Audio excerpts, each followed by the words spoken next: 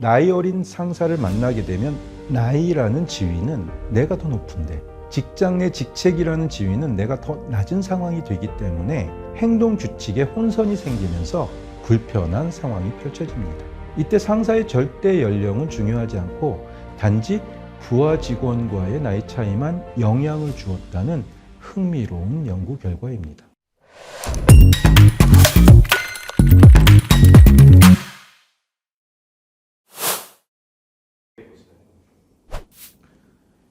요즘 흔하게 젊은 꼰대라는 말을 자주 듣지요. 나이는 젊은데 꼰대 같은 사고방식을 갖고 있는 사람입니다. 그리고 자신의 구태의연한 사고방식을 타인에게 강요하는 사람이지요. 기존에는 기성세대와 젊은 세대 간의 갈등이 나타났다면 이제는 소위 젊은 꼰대가 나타나서 새로운 패러다임의 세대 갈등을 일으키고 있습니다. 어느 취업 포털 사이트에서 직장인들을 대상으로 조사한 결과 10명 중 적어도 7명이 직장 내에 젊은 꼰대가 있다고 말합니다. 젊은 꼰대의 유형으로는 자신의 경험이 전부인 것처럼 충고하며 가르치려는 유형이 가장 많았습니다. 다음 유형은 자유롭게 말하라고 해놓고 결국 자기의 답을 강요하는 소위 답정너, 즉 답은 정해져 있고 너는 대답만 하면 돼라는 유형입니다. 그리고 이어서 선배가 시키면 하라는 상명하복 유형, 자신의 과거 경험담을 늘어놓는 라떼는 마리아 유형, 나이부터 확인하고 어리면 무시하는 유형, 사생활을 희생시키는 유형 등의 순으로 나타났습니다. 또 흥미로운 것은 이들 젊은 꼰대들의 생각입니다. 젊은 꼰대는 자신이 40, 50대 꼰대와 다르다고 생각하면서 절대 권위적이지 않고 스스로를 진보적이라고 여긴다는 점입니다. 실제 설문조사에서도 스스로를 꼰대라고 생각하는 사람은 약 20% 정도였습니다. 적어도 10명 중 8명은 자신이 꼰대가 아니라고 생각하는 것이죠. 21세기에 들어서면서 기업에는 적어도 4개의 세대가 공존해 왔습니다. 먼저 베이비 부모 세대로 1940년에서 1960년대에 태어난 세대입니다. 이들은 팀 단위의 충성도가 높고 주로 특정 분야의 전문성을 갖춰서 최고가 되기를 갈망했습니다. 그래서 일 중독자가 많은 편이죠. 다음은 X세대로 1960년대와 1970년대에 태어난 세대입니다. 이들은 산업화에 의한 부모님의 직장 생활로 스스로의 생활을 해결해야 하는 자립의 필연성을 경험한 세대입니다. 이전 세대보다도 개인주의적인 성향이 높고 직장에서 권위나 강요에 의한 업무를 싫어합니다.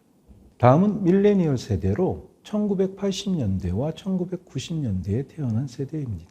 이분들은 인터넷의 등장과 함께 성장해온 디지털 유목민입니다. 소위 워라밸을 강조하면서 직장 생활과 개인 생활의 균형을 중요하게 생각하지요. 그리고 또한 직장에서 일에 대한 의미와 만족도를 중요하게 생각하는 세대입니다. 마지막으로 소위 줌머라고 지칭하는 G세대입니다. 이들은 2000년 이후에 태어난 세대로 디지털 환경에서 태어났기 때문에 디지털 네이티브 세대라고도 부릅니다. 즉 새로운 기술과 플랫폼에 대한 적응력이 뛰어나지요. 그리고 글로벌 경제 위기로 저성장 시대를 살아가면서 미래에 대한 꿈보다는 현실적인 생활에 포커스를 둡니다. 그래서 한 직장을 1년 정도 다니다가 실증이 나면 곧바로 다른 직장을 찾아 옮겨 다니는 소위 커리어 호핑을 아무렇지 않게 합니다.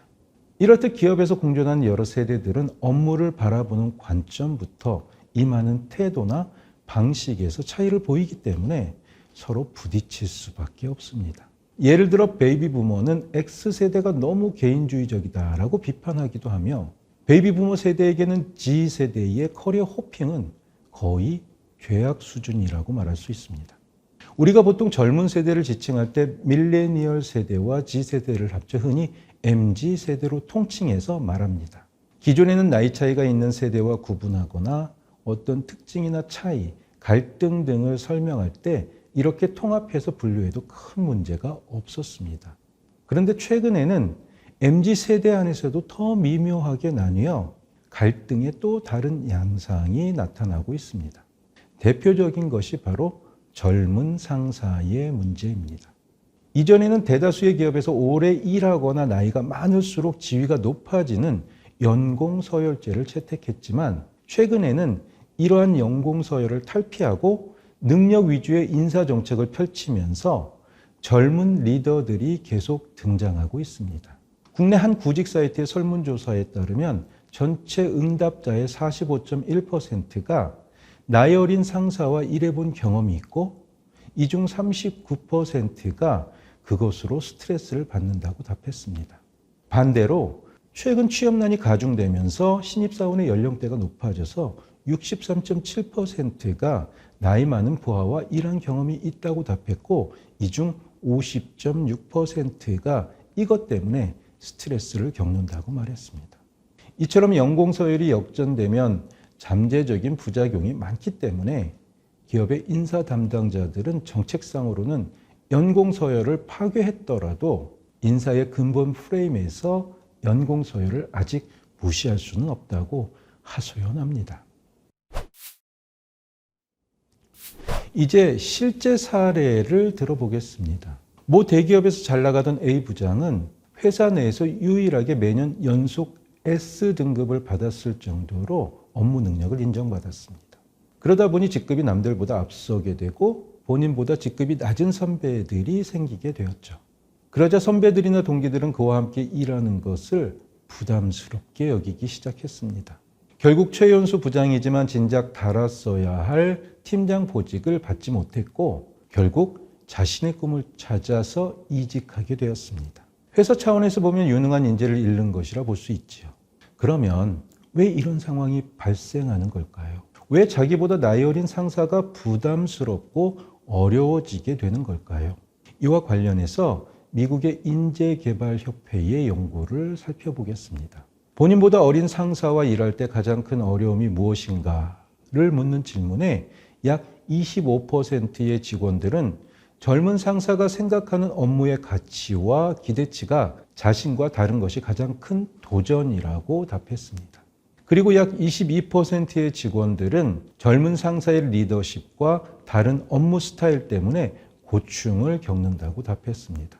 그 외에도 의사소통이나 동기부여 방식이 다른 것도 큰 갈등의 요인이 되고 있습니다. 한편 심리적인 문제도 작용할 수 있습니다. 이것을 사회학적인 개념으로는 지위 불일치로 설명할 수 있습니다. 지위 불일치란 개인이 가지는 여러 지위들이 동등하게 평가되지 못해서 지위 간의 균형이 맞지 않는 것을 의미합니다. 우리 사회에서는 암묵적으로 더 높은 지위를 가진 개인에게 심리적, 사회적 이익이 부여됩니다. 예를 들어 더 높은 지위를 가진 사람이 의사결정 권한을 갖거나 분노를 나타내는 것이 더 허용되는 경향으로 설명할 수 있습니다. 반면에 더 낮은 지위를 가진 사람은 더 높은 지위자의 의견이나 아이디어를 듣고 받아들이며 감사를 표해야 하는 행동 규칙이 여기에 해당할 수 있지요. 그런데 나이 어린 상사를 만나게 되면 나이라는 지위는 내가 더 높은데 직장 내 직책이라는 지위는 내가 더 낮은 상황이 되기 때문에 행동 규칙에 혼선이 생기면서 불편한 상황이 펼쳐집니다. 먼저 역사적으로 우리의 근대 이전의 사회는 신분제 사회였습니다. 즉 가문과 혈통에 의해 경제적, 신분적 지위가 결정되는 폐쇄적인 계급 구조였습니다. 이때는 계층의 이동 자체가 거의 불가능한 시대였지요. 이후 근대를 지나 많은 정치적, 사회적인 변화를 겪으면서 마침내 오늘날은 개인의 능력에 따라 계층 이동이 활발해지는 개방적인 구조가 되었습니다. 더 나아가 오히려 핵 개인화라는 신조어까지 생기면서 개인의 지위보다는 네트워크와 역할이 중요해지고 권위나 지위로 비교하는 것을 탈피하는 현상으로 흐르고 있습니다. 지위 불일치는 계층 간 이동이 자유로워지면서 일어나는 당연한 사회 현상이라고 볼 수 있습니다. 이와 관련해서 캠브리지 대학과 독일의 경영대학원인 WHU가 독일 기업들을 대상으로 한 연구를 살펴보겠습니다. 독일의 경우 많은 기업이 인구 절벽 문제로 젊은 직원을 빨리 승진시키는 정책을 펼치게 되었습니다. 그러다 보니 젊은 상사의 지시를 받는 경우가 점점 증가하게 되었지요. 다른 여러 나라와 유사하게 독일에서도 법적으로 나이와 상관없이 승진이 가능합니다. 그런데 업무 성과가 뛰어난 젊은 직원이 본인보다 먼저 승진하면 걱정을 넘어 두려움과 혐오감마저 생길 수 있다고 연구 결과는 말합니다. 왜냐하면 앞서 언급했던 지위 불일치라는 사회적 현상처럼 항상 주변 사람과 지위를 비교하게 되고 본인보다 나이와 경험이 적은 사람이 상사가 되면 실망과 좌절감을 느끼기 때문입니다. 물론 사람에 따라 정도의 차이는 있지만 어떤 사람은 그것을 인생의 실패로 여긴다고도 합니다. 그래서 해당 연구에서는 젊은 상사에 대해 느끼는 불안감과 상사의 나이는 선형적인 관계라고 말합니다. 즉, 61개 독일 기업을 대상으로 한 연구 결과에서 젊은 상사와 직원 간의 나이 차이가 2년씩 날 때마다 기업의 성과가 약 5%나 감소했다고 합니다. 이때 상사의 절대 연령은 중요하지 않고 단지 부하 직원과의 나이 차이만 영향을 주었다는 흥미로운 연구 결과입니다. 결국 젊은 상사의 문제는 나라마다 정도의 차이는 있지만 세계적인 다양성의 문제라고 볼 수 있습니다. 절대 아닙니다. 오늘날 비즈니스의 변화와 속도, 복잡성이 전례 없이 커지면서 기업들에게는 단순한 업무가 아닌 수많은 난제와 도전이 주어지고 있습니다. 그래서 모든 세대의 직원들이 머리를 맞대고 서로 협력해 나가야만 이러한 첨단 업무의 수행이 가능하게 됩니다. 미국 경영자협회에서는 젊은 보스와 나이 많은 직원이라는 제목의 기고문에서 팀의 여러 세대가 섞였을 때 팀의 창의력이 향상되고 광범위한 고객층을 만들 수 있다고 했습니다. 그러면서 다음에 구체적인 실천 원칙을 제시했습니다. 먼저 의도적으로라도 다양한 세대로 구성된 조직을 만들어 보라는 것입니다. 다음으로는 세대 간의 차이와 강점을 인식하고 이해하는 분위기를 조성하라는 것이죠. 마지막으로는 다른 세대와 효과적으로 소통할 수 있는 교육 프로그램을 제공하라고 말합니다. 결국 세대 간의 문제를 얼마나 잘 극복하고 효율적인 조직을 만드느냐가 기업의 중요한 경쟁력이 되고 있습니다. 이제 어느 기업이든 젊은 상사의 문제는 불가피한 문제일 것입니다.